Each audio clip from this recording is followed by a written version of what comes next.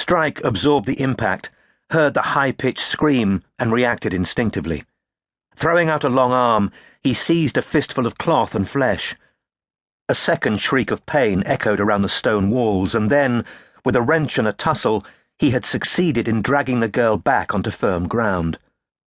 Her shrieks were still echoing off the walls, and he realized that he himself had bellowed, "Jesus Christ!" The girl was doubled up in pain against the office door, whimpering. Judging by the lopsided way she was hunched, with one hand buried deep under the lapel of her coat, Strike deduced that he had saved her by grabbing a substantial part of her left breast. A thick, wavy curtain of bright blonde hair hid most of the girl's blushing face, but Strike could see tears of pain leaking out of one uncovered eye. "Fuck! Sorry!" His loud voice reverberated around the stairwell.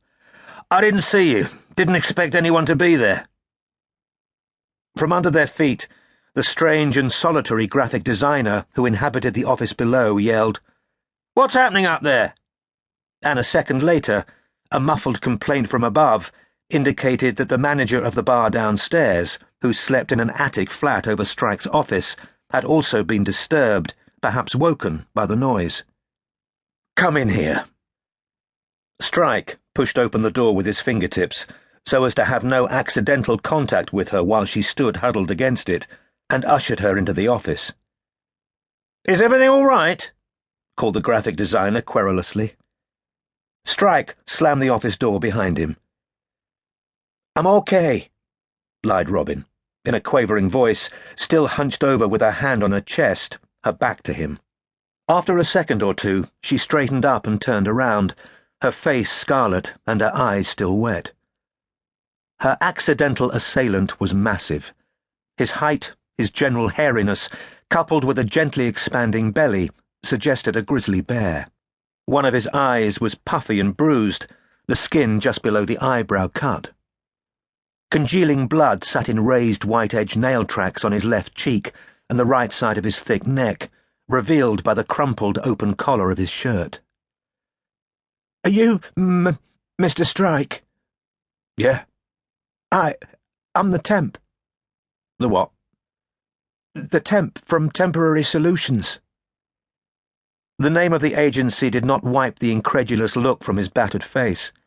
They stared at each other, unnerved and antagonistic. Just like Robin, Cormoran Strike knew that he would forever remember the last 12 hours as an epoch-changing night in his life. Now, it seemed, the fates had sent an emissary in a neat beige trench coat to taunt him with the fact that his life was bubbling towards catastrophe. There was not supposed to be a temp. He had intended his dismissal of Robin's predecessor to end his contract. "How long have they sent you for?"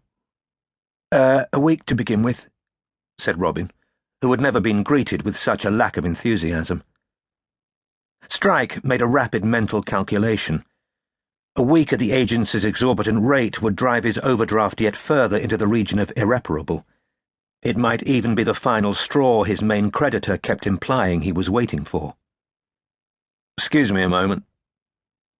He left the room via the glass door and turned immediately right into a tiny, dank toilet. Here he bolted the door and stared into the cracked, spotted mirror over the sink. The reflection staring back at him was not handsome. Strike had the high, bulging forehead, broad nose and thick brows of a young Beethoven who had taken to boxing, an impression only heightened by the swelling and blackening eye. His thick, curly hair, springy as carpet, had ensured that his many youthful nicknames had included Pubehead. He looked older than his 35 years.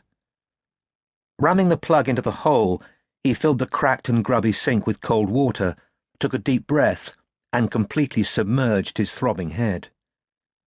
Displaced water slopped over his shoes, but he ignored it for the relief of 10 seconds of icy, blind stillness.